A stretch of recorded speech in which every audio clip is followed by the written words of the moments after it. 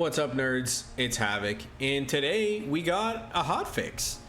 I'm actually stoked about this. I think the name of this video is going to be Little Hotfix Big Impact, because that is exactly what I'm expecting based on some of the changes that I just read through. There's not a long list of changes here, but I think the changes that we are seeing are going to have a significant impact and give us a lot to chew on over the next few weeks, or however long until we get the next update from Relic. So what I'm going to do is I'm going to break down the changes line by line, and then we'll talk a little bit about like what I think is possible now because of some of these changes, and then some other impact related kind of commentary that I'll share at the end. So starting out, obviously, so today's hotfix is going to make several changes to balance and bug fixes. Goal is to improve overall gameplay experience, and it looks like it's going to invalidate the replay files from the 2.11 update, which is fine. I'm actually a little disappointed because I had some great games that I was hoping to make videos for, but honestly, this is better, and we're going to get better games, so I'm not too concerned about it. So starting out with general, we've got the light mortars. So this is the M1 81mm, the 3-inch, the Gnadenwerfer 8cm, and the mortar half track. So it sounds like what they're doing is, it says we're slightly toning back the speed of offensive mortar shells to give infantry more time to maneuver and allowing these weapons to remain effective team weapon counter.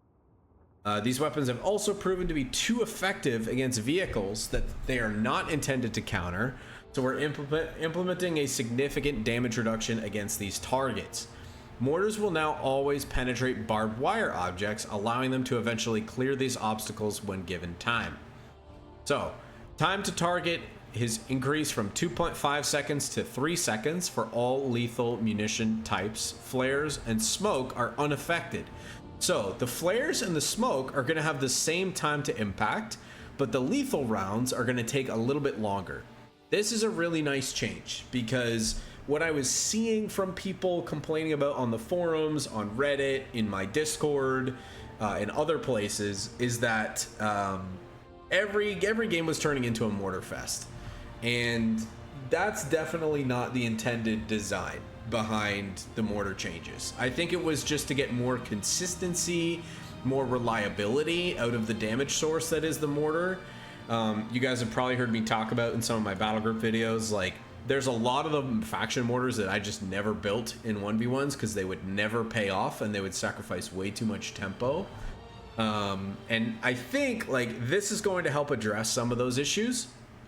But what I'm more excited about is what comes later. So it says, okay, so they fixed an issue where the mortar incendiary rounds from the 250 mortar half track did not receive the speed change. That has since been corrected with this hotfix, and now they have a 50% damage penalty against vehicles except for delayed fuse rounds, and they have 150% bonus penetration against barbed wire. Now, what I like about this last line is actually it sounds to me like they're bringing back target tables. I know like these were pretty prevalent in COH1. I don't know how much they were around in COH2, but basically what a target table does is create a specific interaction between two types of units. And these were all over the place in COH1, as I understand it. And I think like it's good and healthy to introduce these kinds of special case interactions. And helping us clear the barbed wire using the mortars is a great way to basically, I see this as kind of a band-aid fix, where I think the longer term fix is going to be related to basically needing to provide us with a means to tear down field defenses without having to spend munitions, and make it a time investment based thing. And it seems like this is an effort to do that. So all of these mortar changes I think I'm really happy about, and I think are going to make a big difference in, it's going to be less punishing to play mobile infantry units, but we should see about the same results from these mortar weapons against team weapons, which is really what they're made to counter, right? And then it gets really interesting. So we've got a heavy machine gun paradrop and Fallschirm Pioneer Squad paradrop.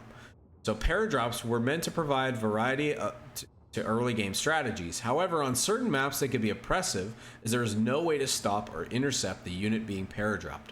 We are now adjusting the 2 early game paradrop abilities so the opposing player will have more time to intercept or prepare for a paradrop. Now, so here's the notes. Now starts on a 30-second timer at the start of the game, which applies before the ability is unlocked. And then after the 30-second timer, the cooldown is no longer going to apply, even if the ability has not been unlocked.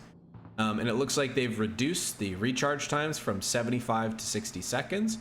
And specifically, the Fallschirm Pioneer paradrop was reduced in cost from 280 manpower to 260.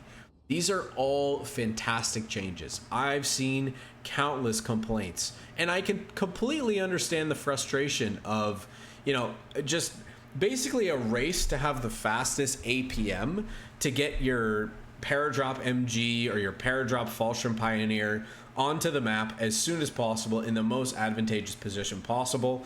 And with how important tempo is in this game, the time investment and resource investment it might take to dislodge an enemy from a really critical position, it was too much, and it was giving these strategies an overwhelming advantage that was very difficult to counter. And so now with this introduction, like, it's going to impact these strategies quite a bit, and we'll still have the benefit of being able to drop units on the front line, but now it's not going to be like right from the jump of the game, and there should be much more organic, like, opening interactions between players' units rather than having to deal with these like paradrop units dropped really deep behind enemy lines right at the beginning of the match. So this is a great change. This is overall a great change, and I'm really happy to see the Fallschirm Pioneer paradrop cost reduced.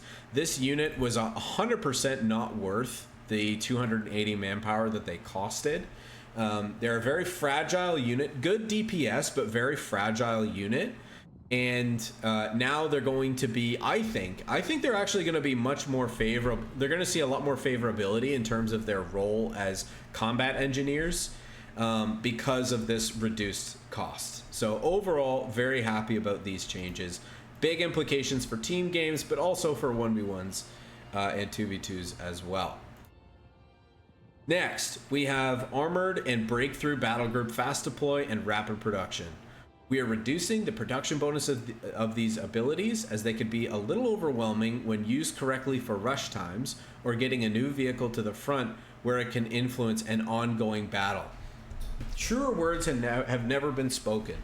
You guys have probably, if you've seen me on stream, you've heard me probably complain about the fact that Fast Deploy and Rapid Production make it two things. Number one, vehicle timings, especially at very high elo, are so important to the competitive integrity of the game.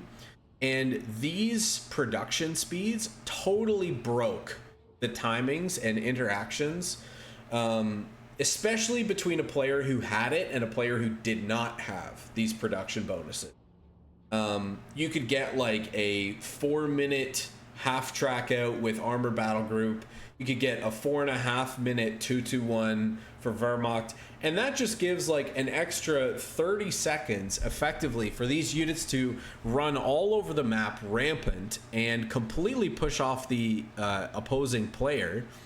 And at a high level, that makes a massive difference, because that map control, being scooped up and kind of used in the proper hands, can create insurmountable momentum. And so I think with this nerf, they're going to maintain the integrity of the production speed bonus, but it's not going to be as favorable. And in addition to that, you're not going to have situations where, like, I've played against Armored Battle Group hundreds of times now, and my biggest concern is, like, when I kill my opponent's vehicles, usually there is a window where you can take advantage of that momentum that you've gained by killing an opponent's unit. With these production speed bonuses and being able to churn out another vehicle in 10 or 11 seconds, totally took away that dynamic where you could actually press an advantage against an opponent. So Sorry, a long-winded explanation, but I think this is really like, this is a really important one, especially for players at like, as you move up in the ladder and in elo, this becomes, production speed becomes much more important and impactful. And this is a long overdue change to these two abilities. So I still think it actually might be too high, but at least this is a step in the right direction. So happy about that. Next, we've got field defenses. So we're making light changes to several field defenses to make them easier to remove when targeted directly. They are currently too resistant on certain weapon types and or can be established too quickly. So for wire cutters, they're saying this is a significant improvement to enable units with wire cutters to quickly cut holes through barbed wire. Wire cutters now only need 1.25 seconds to cut wire after the model has pulled out and the wire cutters began their animation. This is like direct, analogous feedback that I provided to the team about how ridiculous the build speed was compared to like the teardown time investment. So I'm really happy that they addressed this directly. I was joking that basically like in the time it takes you to cut one piece of wire, your opponent can build 4 pieces of wire. And that was the truth. Like I tested it. And the cut time was way too long compared to how long it was taking to construct. And to be fair to Relic, it was probably just a bit of an oversight because they kept buffing the construction speed and never considered the teardown time. What I would like to see in addition to this is like some form of accessible demolition type ability for the engineer units to allow them to clear some of these field defenses more quickly and without the requirement of a fuel investment. There are definitely some changes here that are in the right direction, like increasing the target size of some of these field defenses is going to make them easier to hit, and in doing so you can tear them down with mortars, with vehicle weapons, projectile weapons, or large caliber projectile weapons I should say.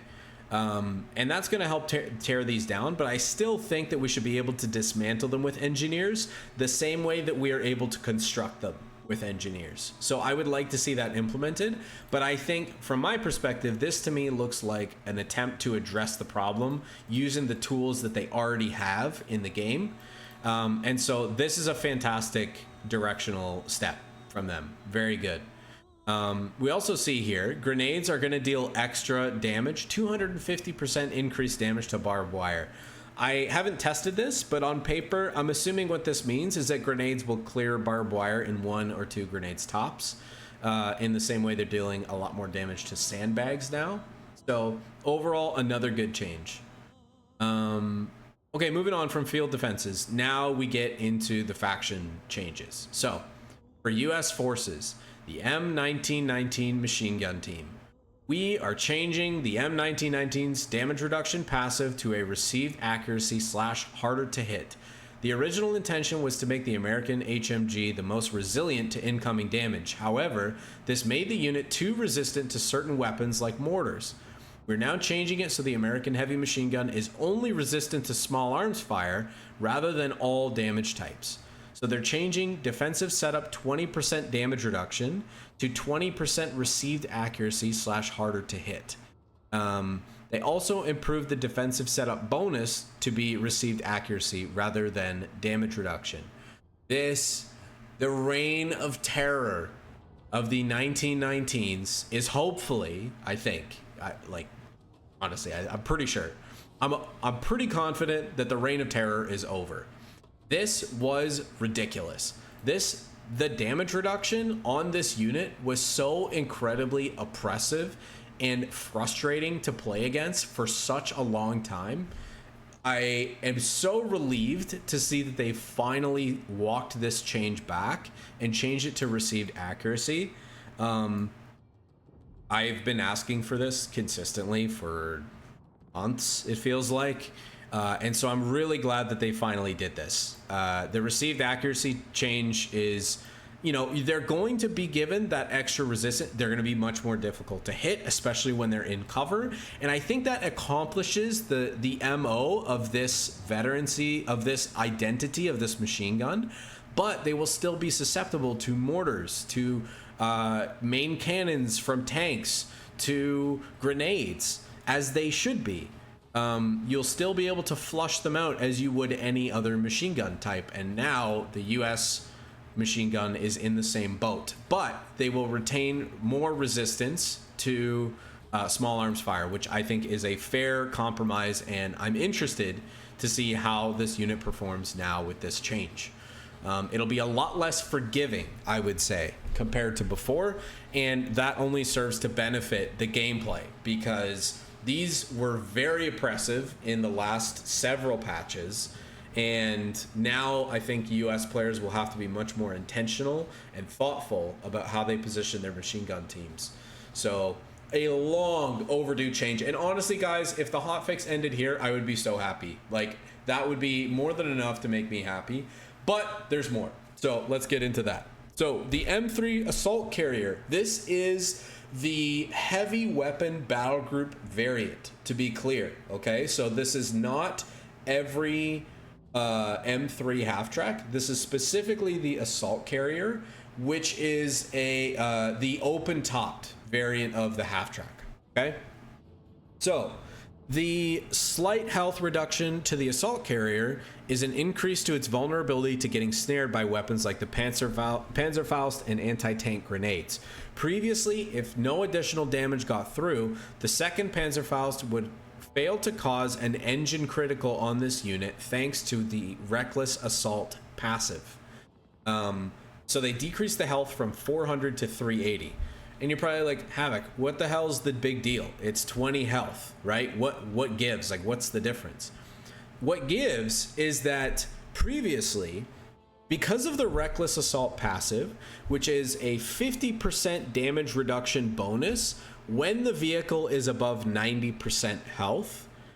So to be clear, basically what that means is that the first hit from an anti-tank gun, anti-tank grenade, anti-tank handheld AT weapon, what have you, all of those first hits would deal 50% reduced damage. Okay, and what this created was situations where you could drive in with the half track, eat a snare, then, you know, without taking any other damage, eat another snare and still not have received an engine critical, or basically what would put you below the 50% health threshold on the half track. And so it effectively allowed you to eat 2 snares without getting dropped below 50%. Now, with this health nerf, that will no longer be the case. If you eat 2 snares, and this isn't at the same time, this is kind of like back to back. So one snare gets hit, wears off, another snare goes on. Normally, that wouldn't cause engine damage, but now it will. That's really the main difference, and that's the problem they were trying to address.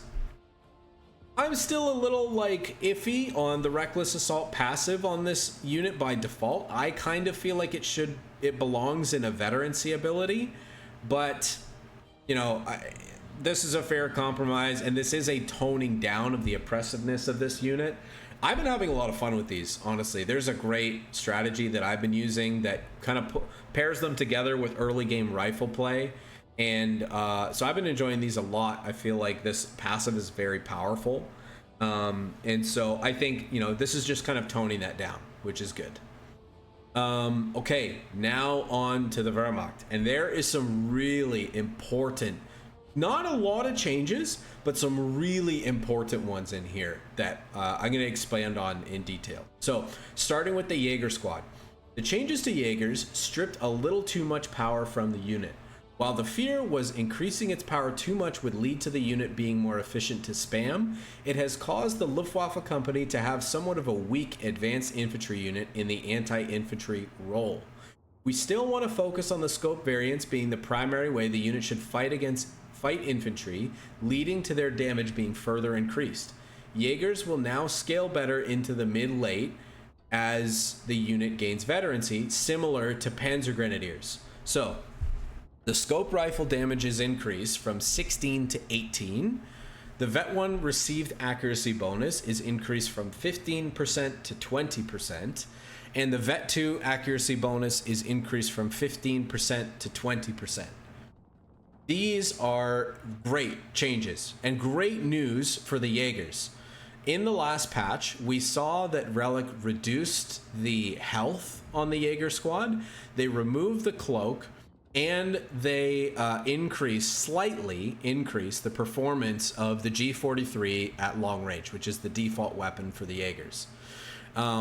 Unfortunately, because of all those changes, as well as a cost increase that the Jaegers got, these guys were not really worth it. They were not really performing well in the anti-infantry role. They were beat by riflemen, by sections for the most part, and they're very expensive. I think I heard Jason say in the most recent stream, the Wehrmacht advanced infantry, because they are so expensive, so the Panzer Grenadiers and the Jaegers, they're supposed to kind of feel like 1.5 squads worth of infantry. And I can totally see how that is the case with Panzer Grenadiers on this current patch. By the way, Panzer Grenadier unit guide coming in the pipeline. Got a long pipeline of things. It's been a busy summer, guys, but we'll get to the unit guides. But yeah, Panzer Grenadiers definitely feeling like that in the most recent patch with the buffs that they got, and Jaegers were not. So I think this is an attempt to bring the Jaegers up to snuff. When I look at these numbers, you guys might be like, well, this doesn't seem like a really dramatic changes, right? Like 5% here, 5% there. What is this? 2 more damage. That's like 6% or something more damage. Like, it doesn't seem like a lot, right? You may feel that way, but I promise you, especially if we look at the last patch, okay? The last patch, we saw a slight increase in received accuracy bonuses for Panzer Grenadiers and a slight increase in accuracy for them at Vet 3. And you guys have probably noticed that on this patch, they have turned into Terminators. They are really scary. I feel like they're finally in the place that they ought to be in for their cost, and that has not been the case for a very long time. So I'm super happy about this change. All of these, basically from my perspective, to put it very simply, guys, Jaegers are back on the menu, especially scope Jaegers. And I would argue that these guys will probably scale better into the late game as advanced infantry than the Panzer Grenadiers will, because Panzer Grenadiers get the same received accuracy bonus at Vet 1. And you guys probably noticed, like, they're a lot more durable now. That extra 5% makes a significant difference in the probability to hit them. The other thing is that Jaegers are not as mobile of a unit as Panzer Grenadiers want to be, because Jaegers want to fight at max range. That is where they're going to be most effective. Panzer Grenadiers want to close the gap. So this received accuracy is going to stack much better for Jaegers, because they're not going to receive received accuracy penalties, because all units are easier to hit while they are moving. And Jaegers, you're going to be fighting much more often from cover. So the received accuracy for them is going to go much further than it did for the Panzer Grenadiers. And I think it's going to make them scale really, really nicely into the late game. In addition to that, you have extra accuracy coming in at Vet 2, which again is going to increase their lethality as they start to scale into the later veterancy stages of the game. And this will make them perform, I would say, at par, probably better than sections, as they ought to, because of how expensive they are. So all of that to say, the Jaegers are going to feel much more on par with Panzer Grenadiers in this patch, based on what I'm reading here. And that's going to introduce a nice deal of diversity in Wehrmacht play and Wehrmacht builds, because I'm going to be honest, this last patch, I've been playing mostly tier 3. But now I'm going to have the freedom to play either one based on what battle group I'm picking, what map I'm playing on. I'm going to feel equally comfortable going with either of these two options because of the changes to the Jaeger squad. So fantastic change. Really, really happy about this change for Jaegers. Now, it does open up some concerns, which I will talk about at the end after we get through all the notes. So next, we've got infantry company officer quarters. So The changes to how veterancy functions has removed significant power from the infantry company, as it only provides units with a single stat boost, whereas prior they could have 2 or 3 additional combat bonuses. What they're referring to here is before the unit distinction patch, units would have different units had different number of bonuses at each veterancy level. As an example, Grenadiers, prior to the unit distinction patch, had multiple bonuses that took place at Vet 1. They had a received accuracy bonus, which they still have today, and they also had a accuracy bonus. So they performed much better for the officer quarters compared to now, where they only get the received accuracy bonus, and they're a little bit better, not like dramatically better. That combined with all of the nerfs to merge to the Grenadier population has made infantry company officer quarters fall out of favor for me, and I think for the majority of players that have noticed this. So what they're doing is they're reducing the fuel cost back to the original officer quarters number. It used to be 25, it's 25 for the other ones now, and it should be 25 for this. This is a good change. This is very much needed, very necessary, and it will make like heavy tier 0 investment pay off better. When you combine this also with the medical station upgrade that was changed on the headquarters, where they took the fuel cost off of it, I was almost never going officer quarters anymore, because for me the real incentive was to get access to the Grenadier med kits. But now, since I don't have to pay fuel for the headquarters healing anymore, I didn't feel a need to go for officer quarters. Now I'm actually going to consider heavier tier 0 builds, because the fuel cost is not going to throw off my timing relative to another officer quarters that would be cheaper for me to invest in. So now, put simply, infantry company officer quarters is going to be on par with all of the costs of the other officer quarters, and I think it's much more in line with the performance bonuses that it gives to each of the units in tiers. So good change overall, much needed. I still think there's probably more work that needs to be done for Grenadiers to bring their performance up a little bit. Not a lot, just a little bit. I still think they should be the worst line infantry compared to all of the other factions. But I do think that maybe they're a little bit too poor, and I kind of try to avoid building them as much as possible. If you guys have been watching my streams, you'll notice like a lot of my one-on-one games, I'm starting with a 3 Pioneer opener, strictly because the Pioneers have more health. And I can field more of them, so I can capture more of the map, get more quickly to my tier 2 or my tier 3 building, so I can get my stronger units out, and try to avoid building more than 2 Grenadiers, really. And this might change that. We'll see. Next, the 221 armored car. This has had some interesting changes, specifically to the Panzerbuchse. I'm going to jump into the notes. So the so the 221 armored car with the Panzerbuchse struggled to deal with enemy light vehicles due to a combination of factors like accuracy and rotation rate. Furthermore, this unit did not scale well into the mid-late game, being a purely anti-vehicle unit. To remedy this, we're improving the unit's accuracy, rotation rate, removing the wind-up delay to allow the unit to be able to be effective against fast-moving light vehicles. Tracking has also been adjusted, so it's based on a firing cone, which should allow the unit to get onto target faster. Players will now be able to upgrade the Panzerbuchse variant to also have the radio antenna, allowing the unit to fulfill the scouting and reconnaissance role once it has become too dangerous to hunt enemy vehicles. So, in addition, when it comes to the numbers, they're increasing the pivot and rotation rate from 50-60 to 55-66. The Panzerbuchse wind-up time is reduced from 0.125 to 0. Panzerbuchse tracking left to right has been removed. The Panzerbuchse firing cone is increased from 5 to 12.5, and then they've increased the weapon accuracy, and then reduced the shot ready time for white phosphorus.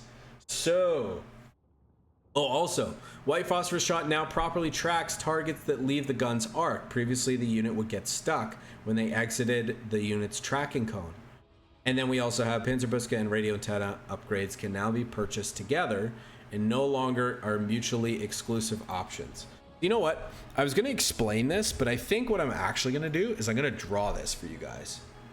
Bear with me here. Prepare for the flashbang, okay? Coming on screen here. All right, so what this means in English is the following. So here, this will be our 221. Oh. This is our 221, okay? This is our armored car, and today, what we have is a turret on top. Do I want a pencil? Yeah. So now we have a turret on top, okay? And the turret has an arc that looks like this, okay? And the gun can rotate, the gun sticks out. The gun can rotate these two angles here, like this, back and forth, okay? What they have effectively done is they've changed it so that the gun is no longer has the ability to rotate. There is no rotation. Instead, what it is a fixed gun. It's a fixed gun point, but the gun has the ability to fire at anything inside this arc. What that means is that there is no time spent on the gun tracking the target in front of it, okay? So normally before, if I had like a let's go back a little bit. We'll just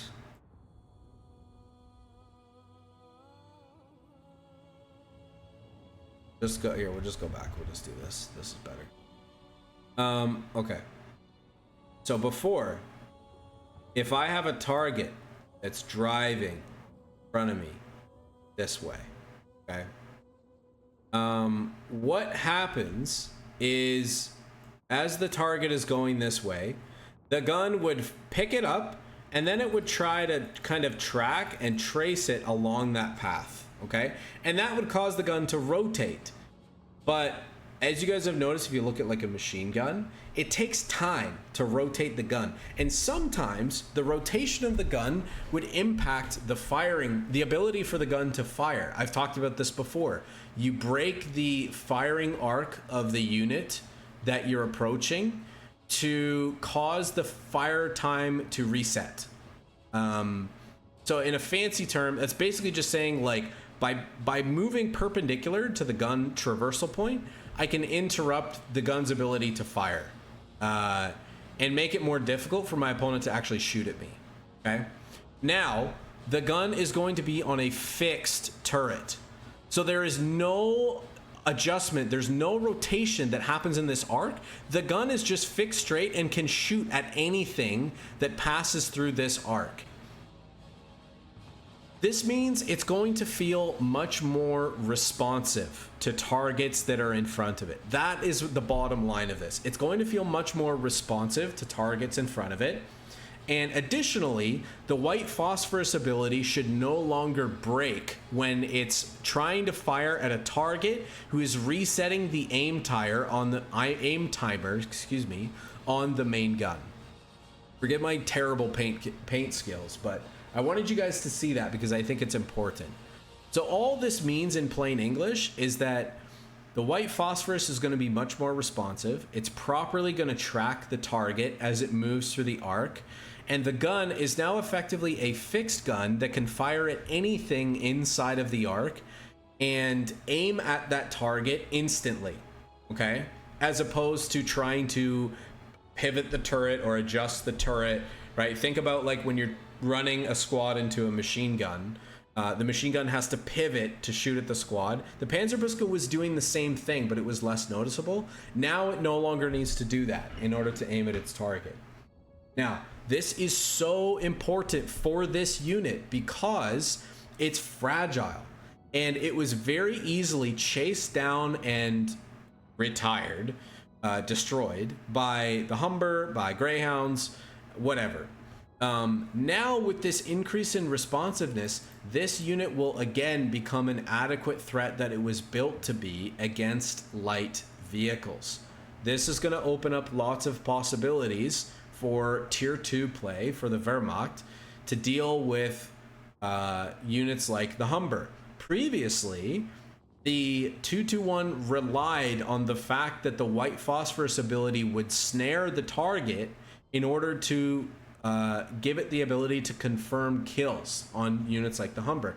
Now, because it's still going to maintain its responsiveness, it's going to be quicker, it's going to be faster to fire, it's going to be able to maintain like vision of targets that are in front of it more easily.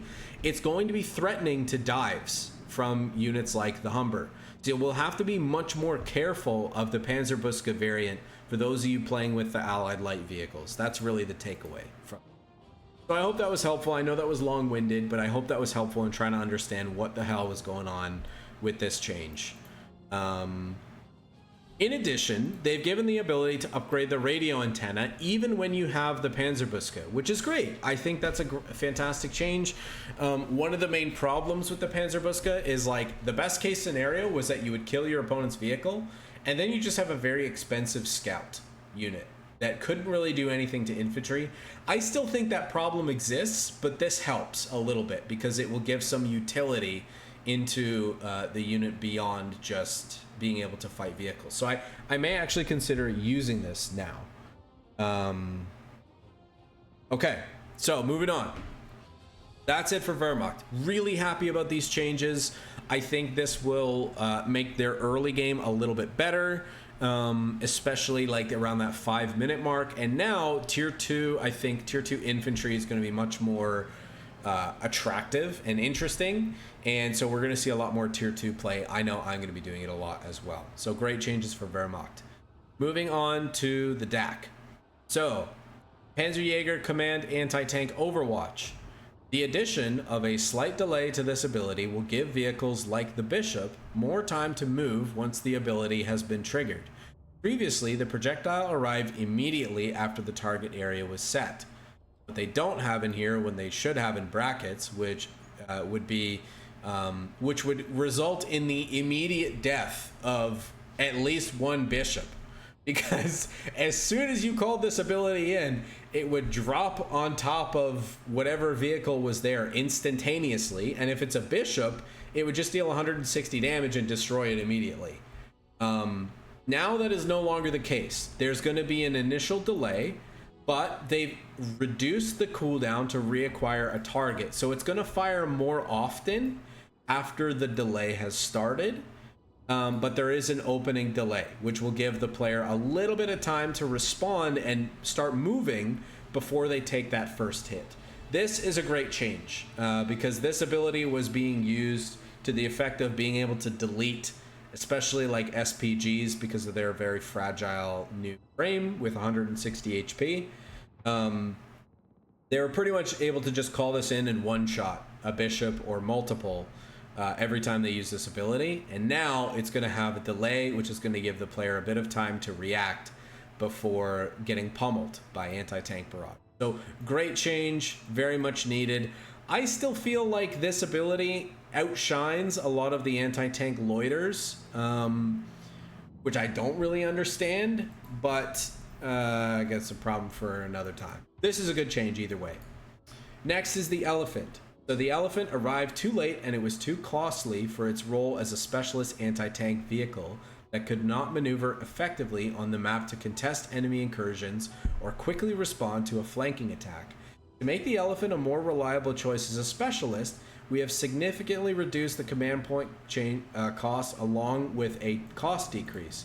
So the command points cost reduced from 9 to 6, and reduced cost from 700 manpower and 180 fuel to 600 manpower on 160 fuel.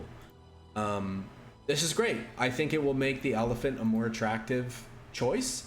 It will now be 9 CPs to work your way down the tree to the Elephant, which is going to give it a much earlier arrival time.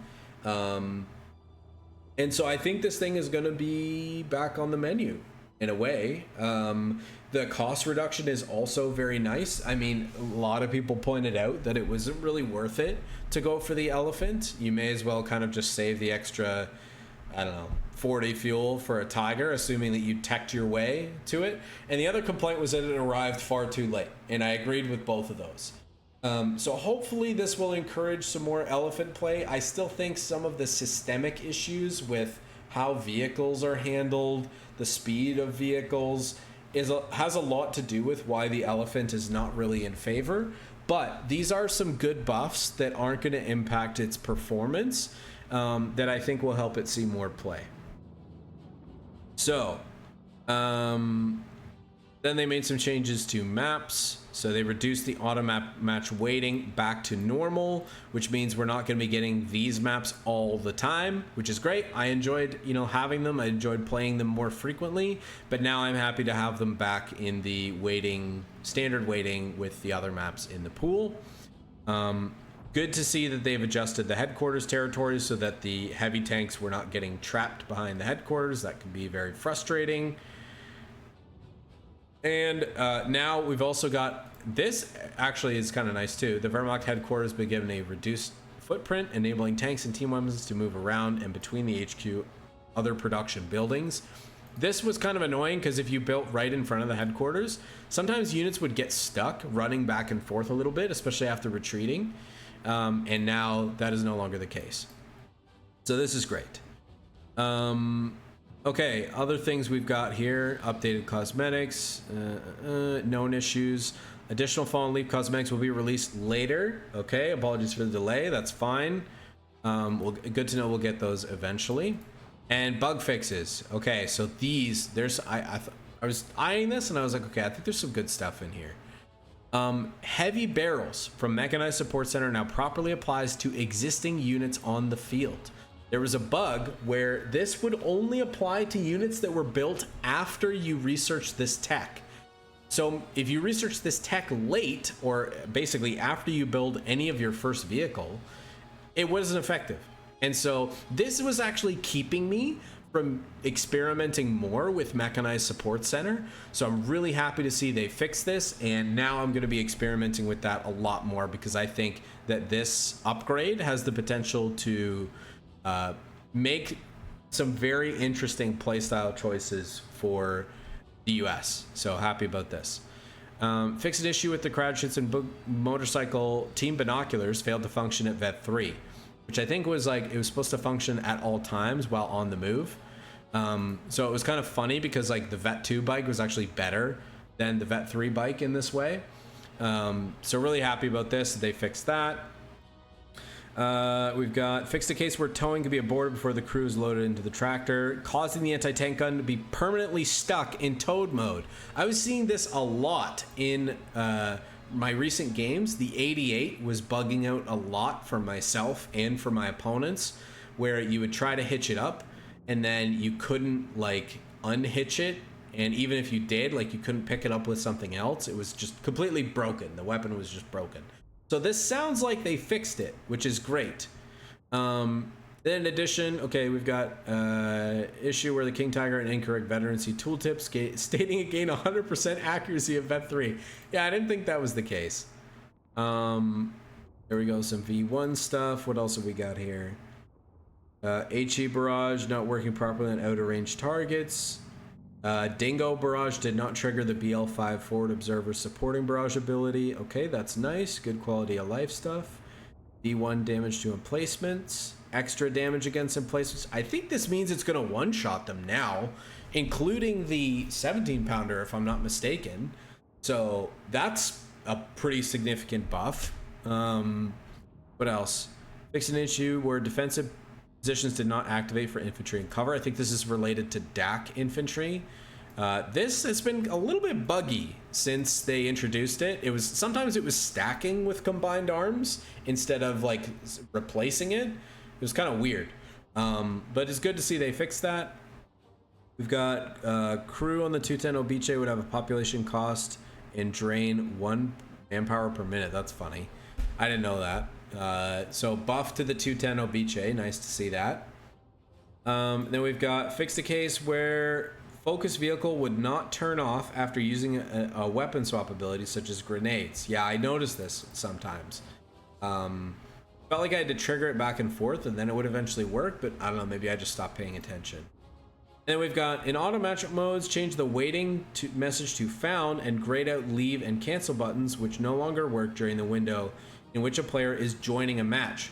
So what this means is now you'll know when you've connected to a match and, well, I guess you've triggered a match and you're now connecting to it, rather than your cancel button just no longer working at some point. I actually noticed there was a couple like visual cues for having found a match, like the timer would disappear. But this is a nice visual representation, good quality of life thing. So yeah, big, small patch, major impacts. So like I mentioned, a couple things that stand out to me. I think that we're going to see a lot less oppressiveness from Weapon Support Center US Forces play, which makes me so happy. The counters to these units are finally in place as they should be. And we're going to see now, I think, a resurgence of more interesting, more diverse gameplay for US Forces outside of just this 30 caliber spam into, you know, whatever, scouts or the artillery observers or pathfinders or whatever. I think this machine gun will still be good, but it will be properly countered by indirect grenades, tank weapons, as it should have been from time ago. So really happy about that change. The Wehrmacht changes to me means that tier 2 is going to be much more accessible and interesting. The 221 is going to be much more dependable as an anti-tank option, mobile anti-tank option.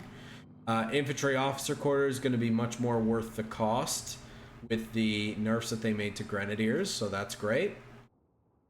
And then for the DAK, you know, nerfing some of the oppressiveness of the anti-tank Overwatch, trying to increase the favorability of the Elephant, which is great. And then the bug fixes, especially to heavy barrels, like it's going to make a big difference, I think, in the usability of MSC. I feel like that was a big part of what was appealing about that support center. And then the fortification stuff, you know, it's not going to be as oppressive to have the map just like fortified to hell and taking forever to tear down. At least it'll be possible now for the anti-tank guns, for the, you know, the other units. You can see here like reinforced wire had its health reduced, armor reduced. So all this stuff is very good and very much needed. And so I'm really pleased with this hotfix. A couple things that are still outstanding that I'm a bit concerned about. The first one is flame grenades on Canadian shock battle group. The incendiary grenades, from my perspective, they're a little bit oppressive, especially with the changes that they made to rifle grenades. I think they could do with a little bit of tuning down, or that rifle grenades should maybe have their audio cue trigger a little bit sooner. To me, it's a little less obvious when a rifle grenade is being fired versus a grenade is being thrown by an infantry unit, because grenades can be fired from much further away, and I just feel like the animation is a little bit more subtle, because sometimes units will like crouch in cover, and usually they crouch to fire a rifle grenade, so it's kind of like hard to read compared to throwing a standard grenade, which has this big like wind up arm animation that's much easier to notice. So I'd like to see that. Maybe a better time on the audio cues would be good. Additionally, I'm a little concerned about riflemen specifically, especially with all these Wehrmacht infantry buffs. Riflemen to me feel like their veterancy requirements are too high for their cost. They still require a lot of fuel investment to make them effective. And with Wehrmacht infantry getting all these buffs, I'm concerned that riflemen are just going to get completely steamrolled, and it's going to make it difficult to use riflemen into these compositions. I would also think I'd like to see them scale a little bit better if they're not going to reduce the vet requirements. Like, I feel like it takes me 25 to 30 minutes to get my rifleman to vet 3, and that's just not the case with any of these Axis units, especially with officer quarters. And so I feel like the player should be rewarded potentially a bit more for getting rifleman to vet 3 if that's the case. I think bars could probably be looked at. Like, they don't feel crazy compelling to me compared to the M1.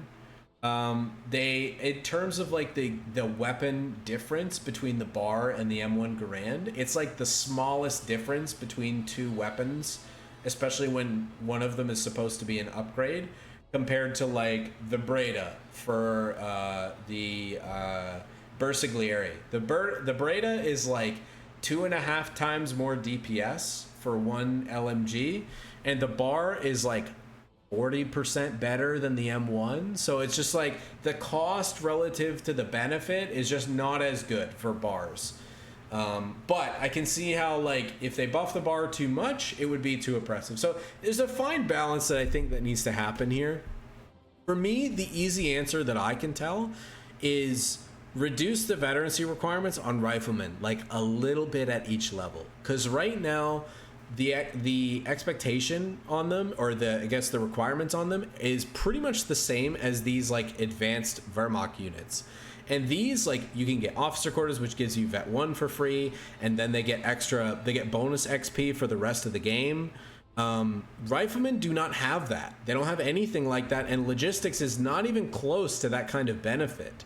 So I really think like riflemen need something to make the investment a bit more worthwhile. Personally, I'd like to see vet 3 like Terminator riflemen reappear from COH3. I think that would be really cool, and it would reward somebody who works their way through all those veterancy levels with the riflemen. Alternatively, I think they should have their requirements toned down. That's kind of my take. By the way, rifleman guide also in the funnel. Working on that in the background. I'll make a video for that probably in the next like month or so. It'll come out. It's been a busy July, so, and that's gonna continue. So probably looking at August for that. Anyways, so yeah, I see that as kind of like a glaring issue. UK doesn't have a fantastic way to deal with like Stugs in mid game at the moment, and with the accessibility, especially against DAK, with the like cloak Panzer Shreks and how strong Panzerjägers are, I think maybe they need to be looked at again, because the Panzerjäger as a unit is probably worth like 240, 250, maybe 260 manpower, honestly, but I think right now it costs 240. But when you slap the Shrek on it, it's like way better. It's like way better, because now it's the only unit that has cloak, that also has like a heavy anti-tank weapon, and it also has that like quadruple snare ability. They're just super powerful, and it can be very difficult to play against like a Stug combined with these Shrek Jaegers, because AT guns are not reliable, infantry is not reliable, and armor is pretty easily managed by these Shrek Jaegers. Not to mention, you know, tier 4 for UK comes out a little bit later than tier 2.5 for DAK. So it's a bit of a unique interaction, but that is like one that I've been struggling with a lot in 1v1s, and I think maybe needs a look at. I'd also like to see a little bit of a cooldown added to the assault disembark for assault grenadiers. Right now they can kind of use it at infinitum. They can kind of just like get in and out of a 250 and spam the speed and damage reduction that they get. I think even just like a 10-second cooldown would be enough to not take too much agency away from the player, but give a little bit of a grace period for the opponent to find a better position, to you know, try to take that opportunity to apply more pressure to the vehicle from a distance. Yeah, so I think that could use a look at as well. Additionally, I think the Croc might be a little bit too strong now with the area of effect and the flamer damage that it provides. This thing is just like an absolute monster. Maybe the area of effect could be reduced slightly, or the damage like 10%, 15%. It just so consistently melts all infantry squads in its path, and it's got super high frontal armor. So the thing can be very difficult to fight and frustrating for sure. I'm sure players are experienced. But, you know, I also get it's a late game heavy. It doesn't have great anti-tank capabilities, so maybe that's like part of its identity. I don't know.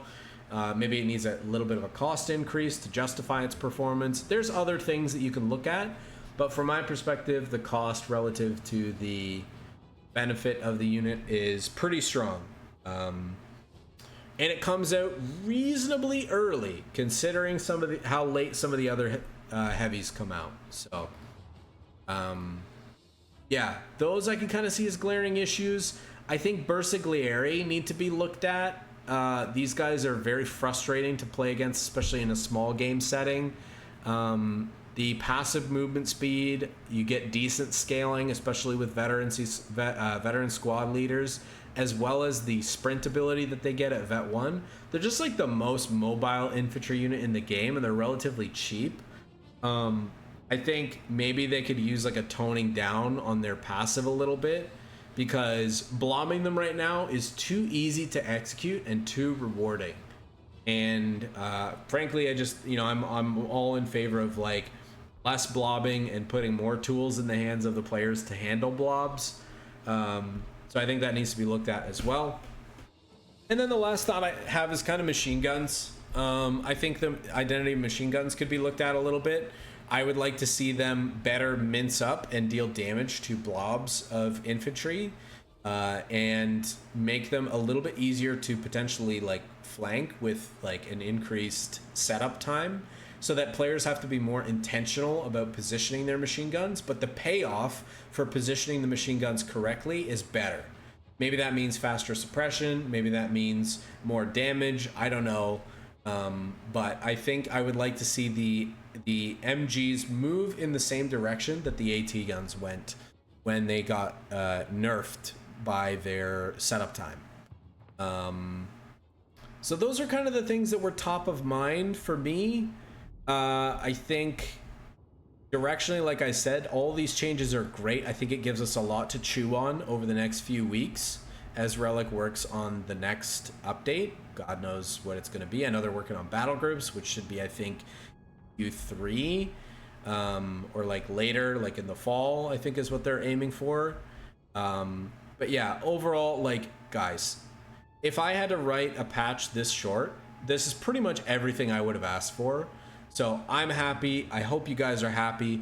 Let me know what you think in the comments. Like, was there things that they missed? Were there changes in here that you don't like? Would love to hear from you guys.